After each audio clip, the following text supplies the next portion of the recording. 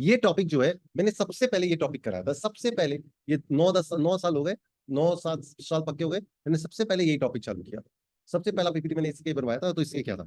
चलिए सबसे पहले ये इसके अंदर, अब हम लोग वो 10 साल हो गए उस बात को, 9 10 साल, तो आज का उससे कनेक्शन और आता है, क्योंकि ये तो करंट अफेयर्स है ना। जब मैंने बनाया था वो स्लाइड्स है, उसके बाद से जो और हुए हैं, वो अपडेटेड है इसके अंदर। देखते हैं आज का टॉपिक है शेख वर्सेस शेल। पता चलेगा शेख वर्सेस शेल क्या मतलब होता है। जैसे मैंने कहा, नेपोलियन फ्रांस का था। Napoleon one of the greatest military leaders of the world all time, वो फ्रांस से था। And he always used to say one thing. एक बार का किस्सा है, बोलते हैं कि उसको एक जनरल को अपॉइंट करना था, तो उसके पास कई सारे एप्लीकेशन है कि इसको रख सकते हैं, इसको बना सकते हैं जनरल, इसको बना सकते हैं। तो बोला मेरे को पता है, एक शॉर्टलिस्ट हुआ, बोला मेरे को पता है ये जनरल अच्छा है। इजी लकी, ये वर्ड को ध्यान दीजिएगा, easy lucky. Is Modi lucky? Easy lucky.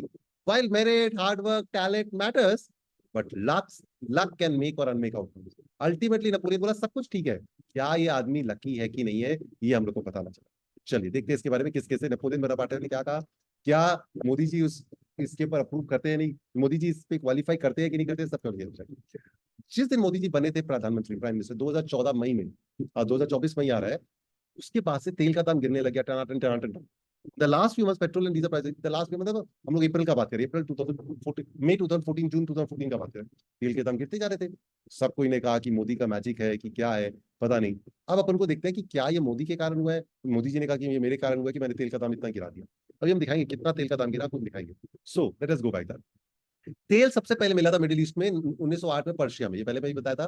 Persia मतलब ईरान में सबसे पहले तेल मिला था 1908 में। उसके बाद Iraq, Bahrain, Kuwait, Saudi Arabia, ये मान मिला। But Iran became the first country to discover oil in the Middle east.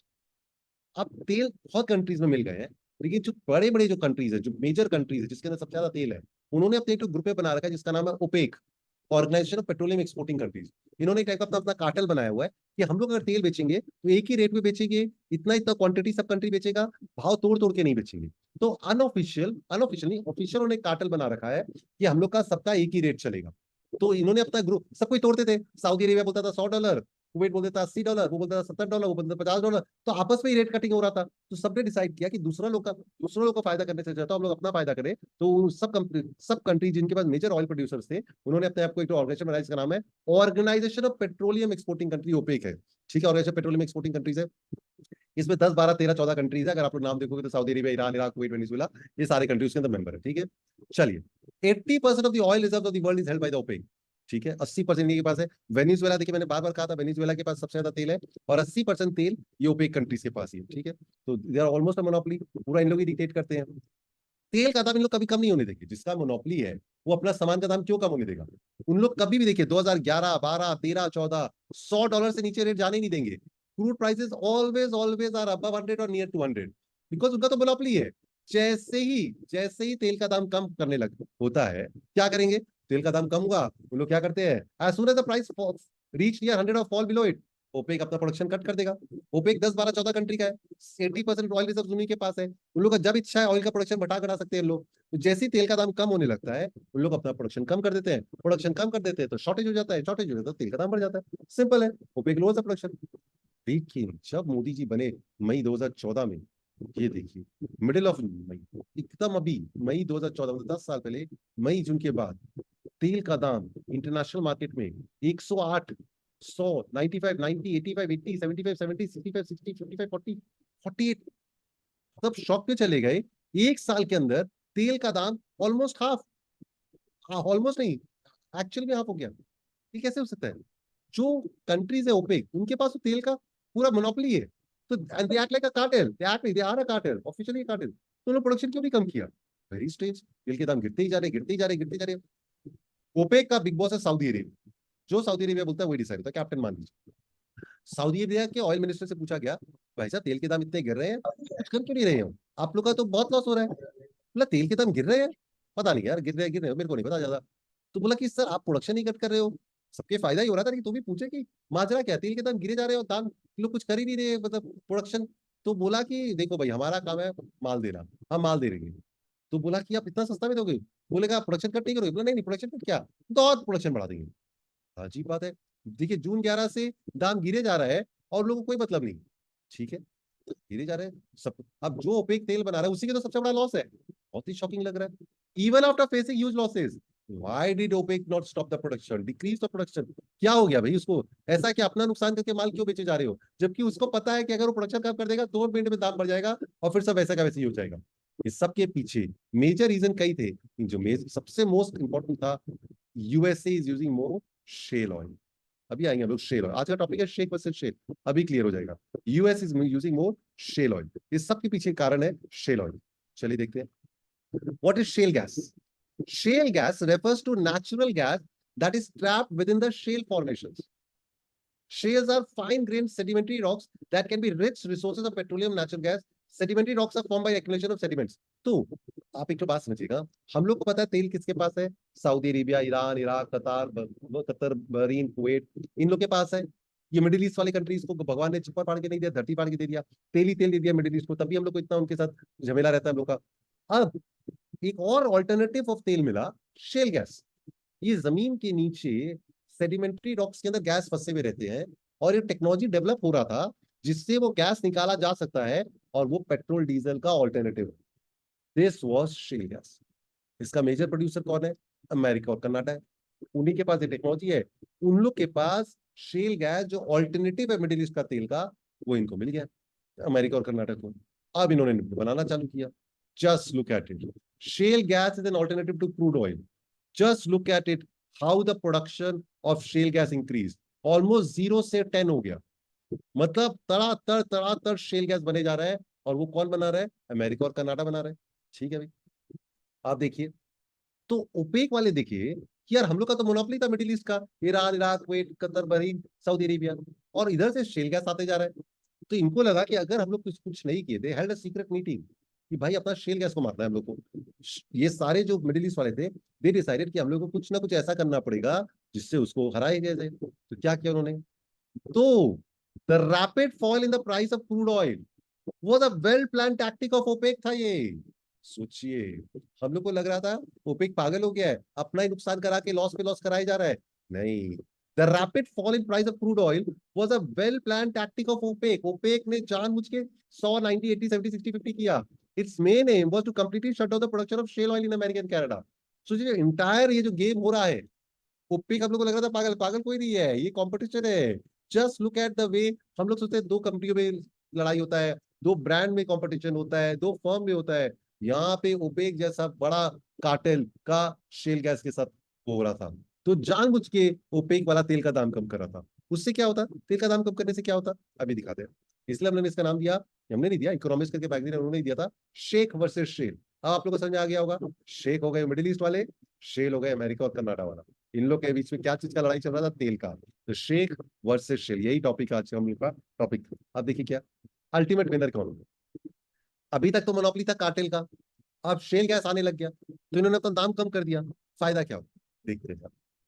Saudi Arabia, Iran, Iraq में जो तेल बनता है ना, बोलते हैं वो $10 में निकलता है। अरे जमीन को खोदना है और उसमें से तेल निकालना है, एक बार खोद दिया तेल निकलते जाता है। ये तो जैसे कोल माइनिंग हुआ, कोई भी माइनिंग हुआ, एक बार ही तो करना होता है, उसके बाद तो जितना मर्जी निकालो उतना ही पैसा पैसा आता है। इन सऊदी अरेबिया, वहां का जो सबसे बड़ा ऑयल रिफाइनरी है ना, ऑयल फील्ड है, वहां पे एक्सट्रैक्शन निकालेगा, $10 में लोग तेल का दाम तेल निकाल लेते हैं, $10 में, और बेचते कितना में है, 100 में, तभी तो उनके प्रॉफिट था। अब वो $100 का कितना में बेचने लगे, $50 में। प्रॉफिट बहुत कम हो गया, लेकिन प्रॉफिट तो था, काम तो चल रहा था। तो प्रॉफिट सऊदी अरेबिया, ओपेक ने अपना कम किया, लेकिन फिर भी चल रहा था। रह गया शेल गैस, जो नया टेक्नोलॉजी था। शेल गैस का कॉस्ट ऑफ प्रोडक्शन था $60 to $70। तो आप लोगों को समझ में आया, वो $100 का उन्होंने $50 लाके क्यों खड़ा किया, क्योंकि उनको इनको मारना था। It takes $60 to $70 to produce 1 barrel of shale gas. When the price of crude fell to 50, the shale oil producer could not keep up with the competition. हार गए सबके सब। तो सोचो कितना बड़ा वेल प्लान टैक्टिक। जियो आया तो भारती ने, वोडाफोन ने क्या किया, कोई भी नया आता है तो हम लोग अपना कॉम्पिटिटिव रेट देते हैं। यहाँ पे पूरा दुनिया को हिला दिया ओपेक ने कि भाई हमको शेल गैस को बंद करना, अगर शेल गैस को अभी नहीं रोका तो इन लोग बहुत आगे बढ़ जाएंगे और हम लोग का मोनोपोली खत्म हो जाएगा। तो जानबूझ के स्वागत, नो वन वाज फूल। तो इसके अंदर इसीलिए हम लोग सब 2014 मई से ही हुआ था, ये 2014 मई जब मोदी जी बने थे तब से ही, और सब कोई ने कहा कि मोदी जी के कारण है। तो उस टाइम क्या हुआ था, एक तो बहुत फेमस, एक तो कॉफी विद करण में एक तो इंटरव्यू हुआ था, जिसमें आलिया भट्ट आई थी, तो उनसे पूछा गया था उस प्रेसिडेंट ऑफ इंडिया, तो उसने पृथ्वीराज चौहान बोल दिया था। तो वो बहुत वायरल हुआ था, जितना वायरल हो सकता था उस टाइम पे। तो हम लोग यही सबको बोलते थे, एंडिंग यही करते थे, if you think the prices of oil and petrol have fallen because of Modi ji, and congratulation, you are the new Alia Bhatt. ये हम लोग का जोक रहता था। तो ये जो तेल का दाम कम हुआ, ये शेख वर्सेस शेर की लड़ाई के कारण हुआ। और अगर आप फिर भी अगर कुछ मानते हो तो भैया आपकी, आप लोग का इच्छा है, फिर आप लोग आलिया भट्ट बने हो, कोई बात नहीं है, सब जो जो मान लो वो चलता है। तो हाँ, हो सकता है आपका मंगलसूत्र वाली बात जो है वो भी मान रहे हैं, तो ये भी चलो सही सही है। तो शेख वर्सेस शेर का रियल कहानी ये, दो की लड़ाई, तीसरे की भलाई। अब इसमें फायदा किसको? तेल के दाम गिर गए। मैंने क्या कहा? मैंने आपको बताया था, देखिए ये देखिए, just look at the queue. जुलाई मई में वो बने हैं, अप्रैल में तो $106 था तेल का दाम, अप्रैल 2014। जुलाई में गिरना चालू हुआ, मई में वो ऑफिशियली बने, और जून जुलाई जब तक उनका 100 डे हुआ नहीं, सॉरी 100 डे हुआ नहीं, तेल के दाम टनाटर, इनफैक्ट $30 तक चले गए थे 2016 तक।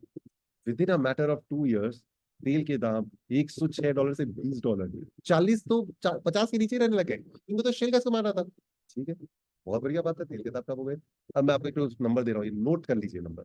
जब भी आप लोग को कभी किसी से बात होती है, नोट कर लीजिए। $10, $10 तेल का दाम कम बेसी अगर होता है ना, $10 अगर तेल का दाम कम बेसी होता है दुनिया में, इंडिया को थोड़ा सा ही फर्क पड़ता है, छोटा सा ही। $10 कम होगा तो फायदा होगा, ज्यादा होगा तो नुकसान होगा। कितना नुकसान फायदा होगा? $10 इक्वल टू 1 लाख करोड़। करोड़ के बिना हम लोग बात ही नहीं करते हैं। मोदी जी ने कहा कि मैं छोटी मोटी बात नहीं करता हूँ। $10 कम बेसी होने से 1 लाख करोड़, मतलब 1 लाख करोड़ का फर्क पड़ता है। 1 लाख, 12-13 बिलियन डॉलर है, मैंने आप लोग के लिए मैथ्स कर दिया है। 1 लाख करोड़, हम सब अप्रॉक्स बोल रहा हूँ, ये मैंने नहीं बोला, ये सब इकरा विकरा का रिपोर्ट है। और $10 अपटेक, 12-13 डॉलर, 12-13 बिलियन डॉलर। अब देखिए तेल का दाम कितना हुआ? तेल का दाम आधा हो गया। तेल का दाम आधा हो गया।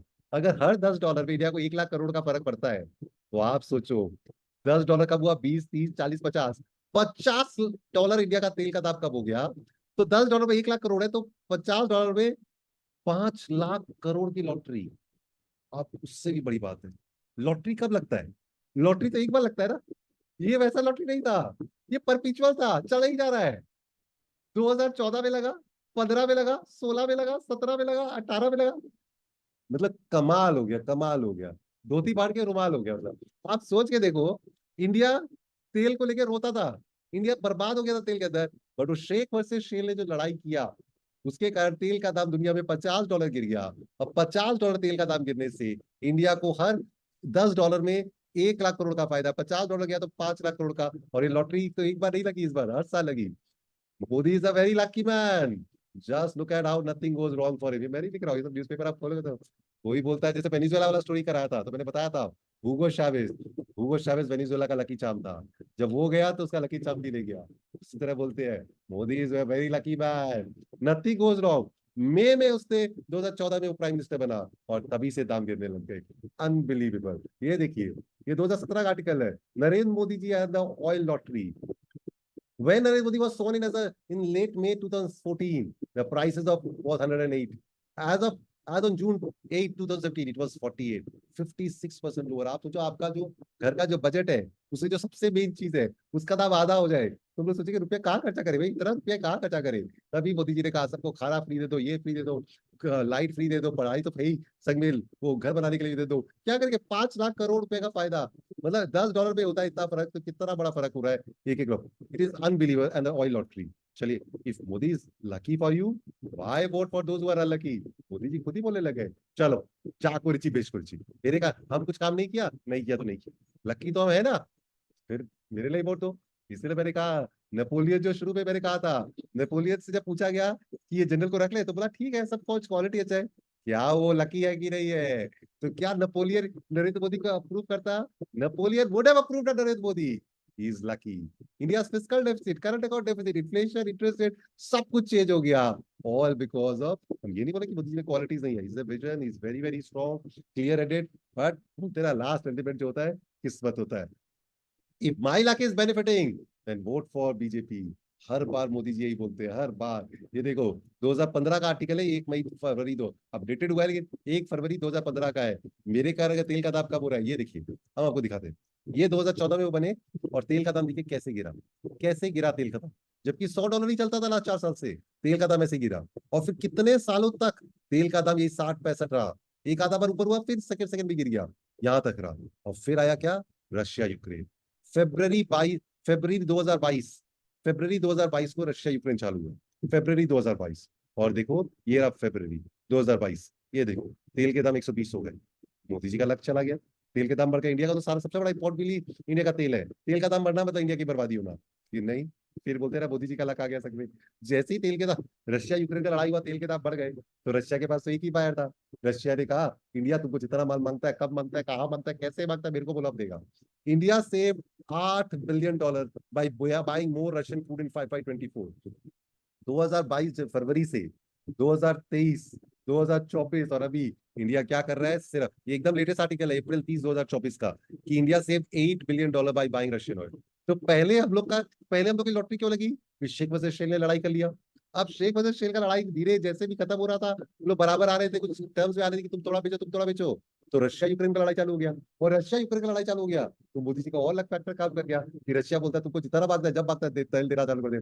तो इसीलिए मैंने कहा कि नेपोलियन बोनापार्टे ने जो कहा था, I would rather have a general who was lucky than one who was good. तो वो अल्टीमेटली यही बोला कि हम लोग का कहीं ना देखिए, अगर तेल के दाम बढ़ते जाते ना, आज पूरा दुनिया में पाकिस्तान, श्रीलंका, नेपाल, बांग्लादेश, सब सब कंट्री, पूरा यूरोप, सब तेल से प्रॉब्लम में है। इंडिया को पता ही नहीं चलता, जो मैंने कराया था is India insulated from global shock. आप देखिए अगर तेल के दाम क्यों नहीं, क्योंकि हम लोग को तेल का फर्क ही नहीं पड़ा कि कहाँ होगा तेल का दाम। उल्टा मोदी जी ने कम नहीं किया, वो हम लोग को ज्यादा बात है कि इतना सस्ता मिला तो हम लोग को क्यों नहीं मिला। ये डोमिनो इफेक्ट होता है, रिपल इफेक्ट। अगर तेल के दाम बढ़ते हैं सब कुछ गड़बड़ा जाता है। हाई इंपोर्ट बिल, ज्यादा दाम में खरीदो, पेट्रोल डीजल के प्राइसेस हाई हो जाएंगे इंडिया में, इतना डॉलर लगेगा बाहर से ज्यादा खरीदने के लिए तेल को। जब तेल का दाम बढ़ जाता है तो इंडिया का करेंसी डिप्रिशिएट हो जाएगा, 80 का 90 100 हो जाएगा, तो डिप्रिशिएट करेगा तो और तेल का दाम बढ़ जाएगा इंडिया के लिए। Fiscal deficit high, balance of trade high, inflation, lower economy, पूरा रिपल इफेक्ट, डोमिनो इफेक्ट आएगा। किसके कारण? हाई इंपोर्ट बिल ऑफ तेल। वही नहीं हुआ तो क्या करेगा। इसीलिए मैंने कहा ना, मोदी जी जब बोलते हैं कि अगर मैं लकी हूं तो हूं, इसमें तुम लोग को क्या, तुम लोग को तो आम खाओ, गुठली तुम लोग को क्यों गिर रहा है, पेड़ क्यों गिर रहा है। बात भी सही बोल रहे हैं। तो हम लोग को जो इतना तेल का दाम कम मिल रहा है, वो इससे नहीं मिल रहा कि इंडिया बहुत अच्छा काम कर रहा है, बट बोलते हैं मैन विद द मीडास टच है। तो पहले शेख वजह शेल के कारण तेल मिल गया, और अब देखिए ऑयल की लॉटरी। और लॉटरी तो एक बार होती है ना, ये तो हर साल मिल ही जा रही है। 10 साल हो गया लॉटरी खत्म नहीं हो रहा इंडिया का। इंडिया का fiscal deficit, current account deficit सब ठीक होते जा रहा है। So this was the entire story about sheikh versus shale. जब भी तेल का दाम, आप लोग याद रखिएगा, इसीलिए बोलते हैं ऑयल इंडस्ट्री सबसे बेकार इंडस्ट्री हो गया अभी, क्योंकि जैसे ही तेल का दाम बढ़ेगा वहां पे शेल गैस बनने लग जाता है। जैसे ही 60-70 के ऊपर जाता है, शेल गैस बनने लग जाता है, शेल गैस बनने लगता है, प्रोडक्शन बढ़ जाता है, और ये कर जाता है। आपको पता है अमेरिका शायद दुनिया का सबसे बड़ा एक्सपोर्टर ऑफ ऑयल अमेरिका बन गया, शायद मेरे को याद नहीं ठीक से, प्रोड्यूसर ऑफ ऑयल अमेरिका ही है, प्रोड्यूसर ऑफ ऑयल, क्योंकि वो शेल गैस बना रहा है। और ये सब चीज हम लोग के लिए काम कर रहा है। इसीलिए सऊदी अरेबिया अपने आप को चेंज भी कर रहा था, बिकॉज उसको दिख गया था कि oil industry is a sunset industry, क्योंकि आप ऑल्टरनेटिव सोर्स पे चला गया है, डब्ल्यू विंड वाटर सोलर में चले गए हैं, और शेल गैस इतना ज्यादा क्वांटिटी बन रहा है, उसके कारण हो रहा है। So this is the entire story about Napoleon जो लकी को लेता था, और क्या हम लोग के मोदी जी कहीं ना कहीं आज देखा जाए तो उनका लक फैक्टर बहुत बड़ा बड़ा काम आता है। देखिए वो इस टाइम पे बने जब कोई बड़ा, वर्ड है टीना, टीना, TINA, TINA का मतलब होता है there is no alternative, there is no alternative. TINA को बोलते हैं देयर इज नो ऑल्टरनेटिव। सामने कोई बड़ा लीडर ही नहीं है, जो जो स्टेट पे लीडर है वहां पे तो उनको प्रॉब्लम हो जाता है, चाहे नीतीश कुमार हो, चाहे ममता बनर्जी हो, चाहे स्टैलिन हो, तो चाहे वो नवीन पटनायक हो। लेकिन जो पूरे इंडिया लेवल का जो लीडर है वो ऑपोजिशन में है नहीं, तो इसलिए वो अपना अलग से तो जैसे वहां पे दिल्ली में अरविंद केजरीवाल है, तो मोदी जी बोलते हैं कि मैं लकी हूं तो लकी हूं, इसमें क्या है, तुम लोग के क्या जाता है। आप भी वो सही बोलते हैं। So that is the whole crux of the matter, sheikh versus shale. और ये बताइए आप लोगों को ऐसा लगा कोई आज का क्लास, और कोई क्वेश्चन पूछा तो पूछ सकते हैं। आप लोग को और कुछ पूछना है तो आप एक अपना वीडियो वीडियो ओपन कर लीजिए, फिर हमको बताइए। सर अभी क्या है, क्रूड ऑयल का सर 65 के आसपास है ना? नहीं, अभी क्रूड ऑयल का दाम अभी ईरान के बाद 90 हो गया था, अभी अराउंड 80 to 83 है। बट क्या है कि वो 80 to 83 हम लोग के लिए नहीं है, ये तो दुनिया के लिए है। हम लोग को तो 20-40% डिस्काउंट देता है रशिया, तो इसीलिए हम लोग के तेल के फर्क नहीं पड़ रहा एकदम भी। नहीं तो अभी तक हम लोग का तेल का दाम भी 125-150 होना चाहिए उसके अंदर। अभी मेजर बाइंग अपनी हो सकती है रशिया से हो रही है। मैं आपको दिखाता हूँ, ये आपने बहुत अच्छा चीज पूछा। मैं मेजर बाइंग तो आप छोड़ दीजिए, क्या बाइंग है मैं आपको दिखाता हूँ। देखिए, ये देखिए, अब आप मेजर बाइंग का बात कर रहे हैं, रशिया से इंडिया कितना तेल खरीदता था मार्च 22 में, फरवरी 22 में लड़ाई चालू हुई थी, 68,000 बैरल पर डे खरीदता था, 68,000। आज कितना खरीदता है? 14 लाख।